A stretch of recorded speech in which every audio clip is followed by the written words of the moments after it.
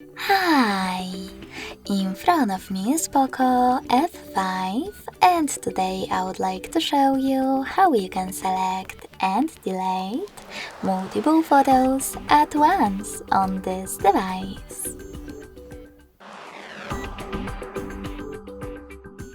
You need to begin by opening Galley App. Following that, choose one of your albums, like camera, and hold one of your photos that you wish to get rid of. In my case, this one.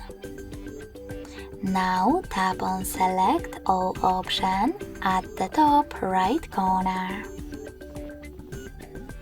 As you can see, all of my photos were successfully selected.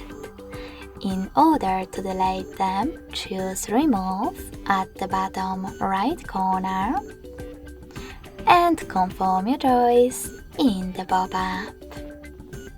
You can also just click on Photos category instead of albums, hold one of your pictures, and do exactly the same.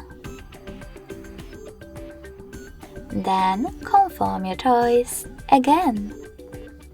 Thanks so much for watching. If you enjoyed this video, smash that like button, comment, and subscribe.